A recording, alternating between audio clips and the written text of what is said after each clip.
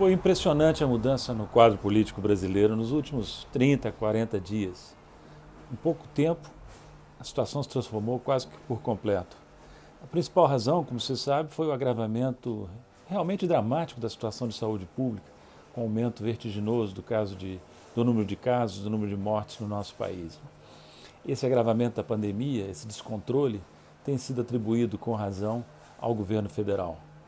Para piorar o quadro para o governo, a situação econômica também piorou sensivelmente, em grande medida por causa da própria pandemia.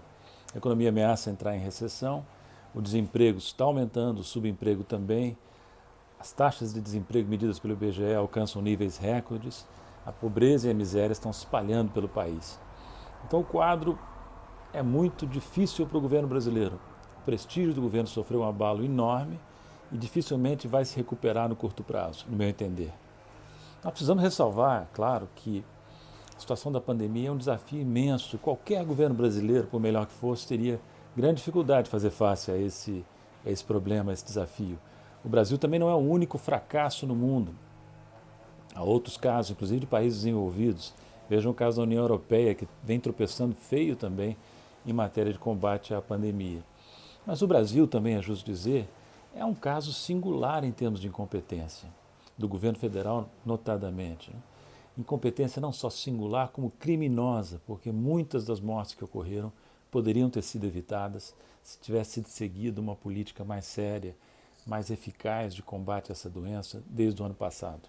Desde o ano passado, o governo vem cometendo erro após erro no enfrentamento da pandemia e nós estamos pagando um preço muito, muito caro por isso. O governo também. O governo está nas cordas politicamente.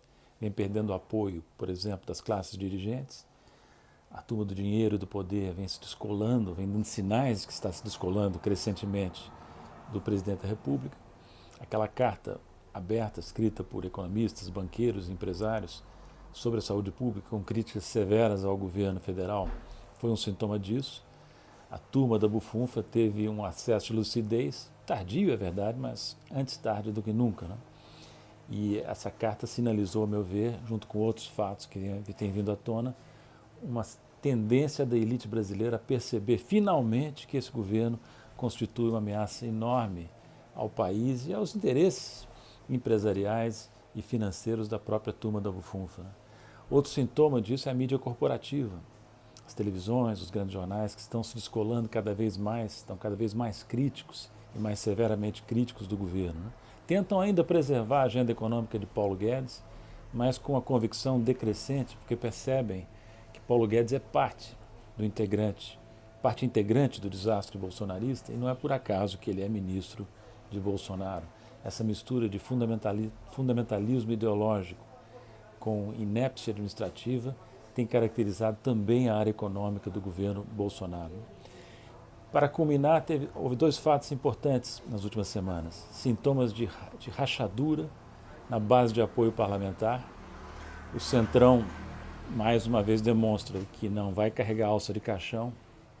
O presidente da Câmara, recentemente eleito com apoio do presidente da República, fez advertências graves, ameaçou com remédios amargos se continuarem a ser repetidos os erros do governo no combate à pandemia.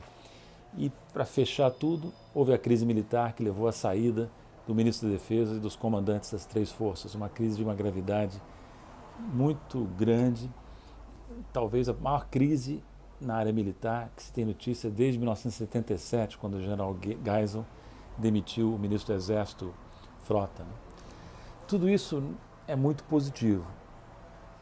Tudo é muito positivo, porque, verdade seja dita, esse governo traz um problema imenso ao país.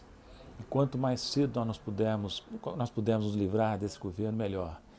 Com essa crise política que se abateu sobre o governo nos últimos 30, 40 dias, surge a possibilidade real de que a gente consiga se livrar desse governo nefasto antes das eleições do ano que vem, antes das eleições do final de 2022.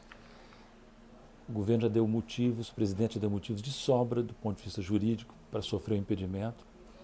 Então é perfeitamente possível interromper esse mandato dentro das regras da democracia para benefício de um país que sofre imensamente nas mãos de um governo nefasto e profundamente incompetente.